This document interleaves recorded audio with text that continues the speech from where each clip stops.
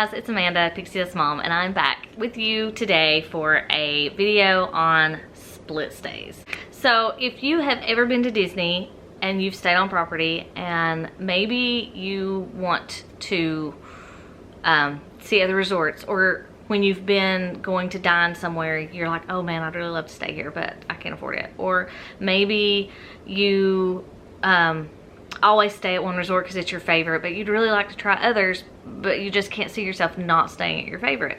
So here are some thoughts about split stays, tips for why to do them, and tips for doing them. So I've got a list, so I'll probably look down to do that, but I'm here.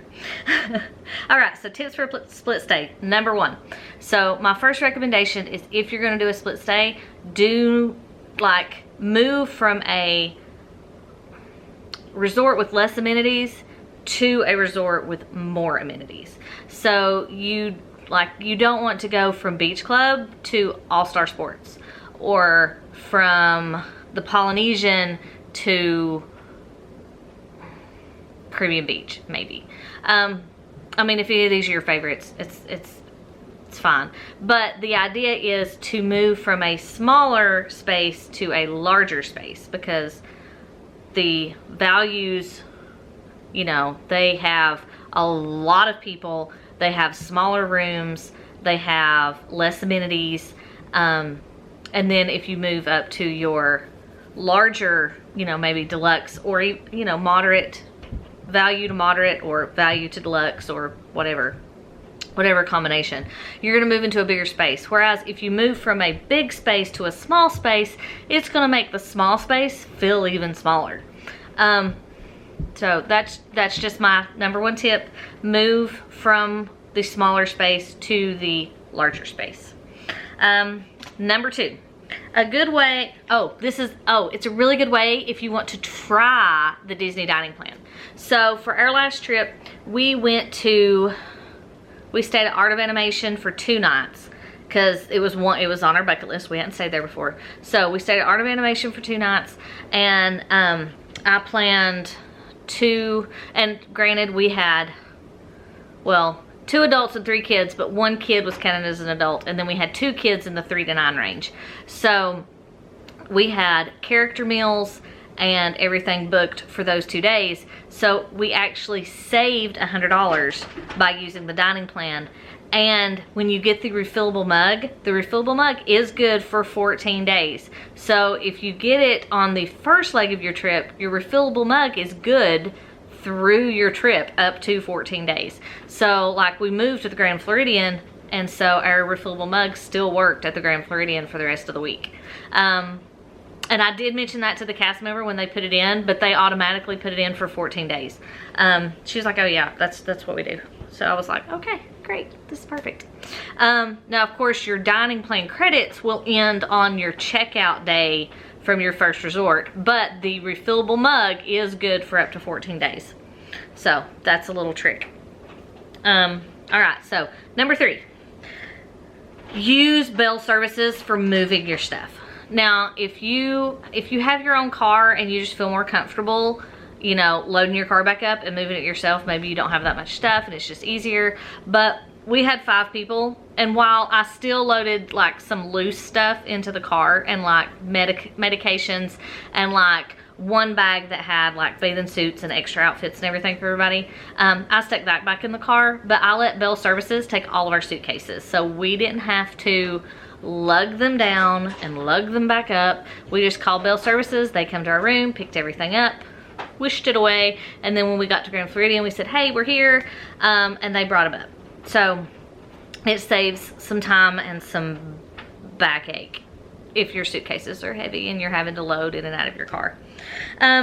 So number 4, I don't recommend moving more than once per trip.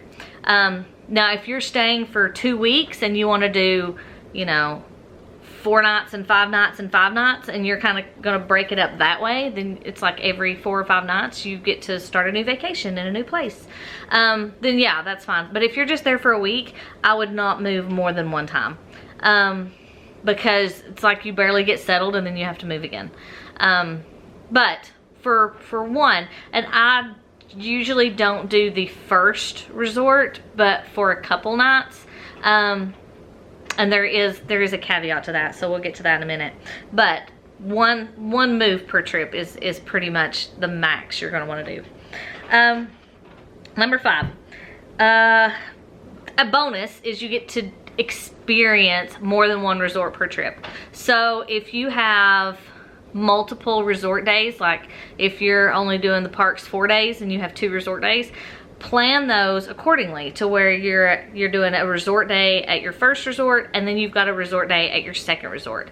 And then that way, like when we did Art of Animation, we didn't have a resort day, but we made sure that we like got to try all 3 pools, and we tried the food court, and we shopped in the shop, and we did the arcade, and you know, we walked around and saw, you know, the whole resort and everything.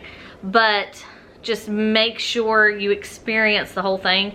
And then when we went to Grand Floridian, we tried both pools, and you know, we made sure, like, we went around and we went to all the stores, and we didn't eat at all the restaurants, obviously, because there's too many there for us to do, and my children can't go to Victoria and Albert's. I digress. But anyway, a resort day is really fun. Or if you do like a morning at your resort and then do the parks in the evenings, which we like to do, that's kind of a relaxing way to do Disney, if that's even a thing. All right, so number 6. This is a good one. Move to a deluxe, like on the days they're having extended evening hours. So we did like 2 nights at Art of Animation. We did Friday night, or Saturday night, Sunday night. So Monday we moved to Grand Floridian, and we were in a deluxe, so we were able to do extended hours at Epcot that night. And then we were also in the deluxe on Wednesday night when they did extended hours at Magic Kingdom. So if you can work it out that way to where you can take advantage of those deluxe nights being in a deluxe room, at least for part of your trip. Maybe you don't want to do the extended at Epcot, but you do Magic Kingdom. Plan your switch day on Wednesday and do, you know, if you stay Saturday to Saturday, do Saturday through Wednesday at one, and then Wednesday through Saturday at a deluxe, and that way you get that extended hours at Magic Kingdom. Number 7, if your deluxe, if the reason you don't stay deluxe is that it's just over budget and overpriced, one idea is to do like the bulk of your stay at a more affordable resort. Maybe you do a value, maybe you do a moderate. Do it for like 5 nights, and then your last 2 nights switch to a deluxe resort. And then that way you kind of get that experience of being able to stay in that deluxe resort, and you get to see which ones you like, and it gives you a chance to, you know, just experience different places. And that's the big thing with me. I like to try different ones. We don't stay at the same one. Like, I've stayed at the Poly twice. We're staying at the Beach Club this time, and that'll be the 2nd time there. But I try to try a new resort each time we go until we've stayed at all of them. And then my last perk, because I wrote 8 down, my last thing is to maybe plan your resort stays at near the parks you want to be at. So if you want to spend the first part of your trip at Magic Kingdom, stay at a resort that's close to Magic Kingdom, either on the monorail or Wilderness Lodge, or it's about the closest you can get to Magic Kingdom. Or if you're wanting to spend a bulk of your time for the Food and Wine or the Flower and Garden, stay near Epcot. Or if you're on the Skyliner, to where you can get to Epcot and Hollywood Studios really easy. If you're going to spend a lot of your time at Animal Kingdom, stay at Coronado or the All-Stars or Animal Kingdom Lodge, because they're all down there closer to Animal Kingdom Park. So maybe plan it that way, and when you book your resort stays, plan your park days for which resort you're at, to where you're closer to that park. That's another good tip for split stays.